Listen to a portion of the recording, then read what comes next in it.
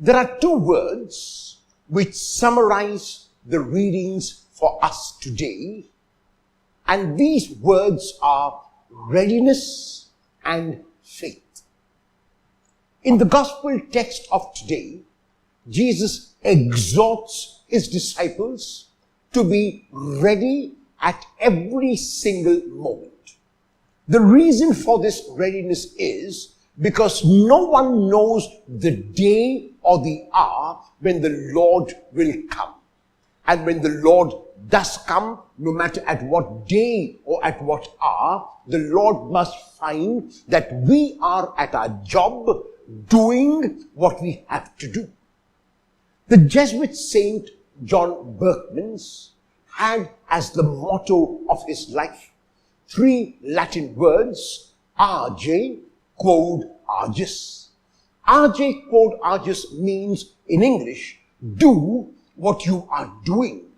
If now you are listening to this homily, listen to this homily and don't get distracted by anything else. If you are working, focus on your work and do not get distracted by anything else. If you are praying, focus on prayer. If you are traveling, focus on traveling. If you are eating, focus on your eating and don't get distracted. If a person does what he or she is meant to do at every moment, then the person is ready at all times. The person is ready every time because you are doing exactly what is expected of you. Most of the time, we are doing something we are not meant to do, or we are doing something different from what we have to do. At other times, our minds are in one place and our body is in another place. At those times, we start yawning because our body is not able to breathe properly. Many people think that yawning is a sign that you're feeling sleepy. That is hardly true.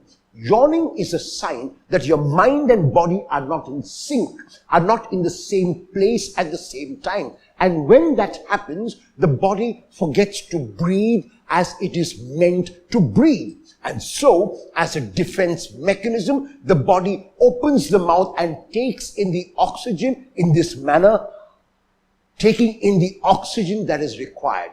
It is true that you're distracted. It is true that you may not have slept properly the previous day, which is why you are yawning, but it means primarily that you are not doing what you are meant to do. When you breathe properly, that is, when you are in the same place in both body and mind, then you don't have to be worried about anything because you are focused on the job at hand. And that job could be something as regular as reading or as sitting in a train or as working effectively. It means that you are not distracted, that you are not dispersed. And that is what Jesus calls the disciples to in the gospel text of today. He says to them that they have to be ready at all times because they never know the date or the hour when the Lord will come. It could be in the morning, it could be in the afternoon, it could be in the evening, it could be at night. And he calls them to fearlessness because they don't wait in trepidation for the Lord. They wait in anticipation rather, because they know that when the Lord comes, he will welcome them, he will serve them, he will sit down at table with them simply because they are doing what they are meant to do. In the letter to the Hebrews, which is our second reading of today, we are given a glimpse of what it means to do what we are meant to do when the letter tells us that like Abraham and like Sarah, we are called to have faith. Abraham could not see the future. Abraham could only hear the promises of God and believe in the promises of God.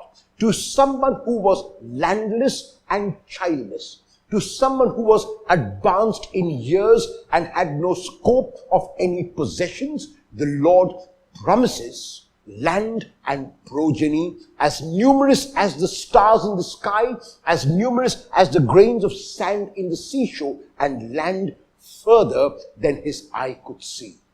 Abraham believed and it was reckoned to him as righteousness, and he became Abraham in becoming the father of a multitude. Abram means God is my father.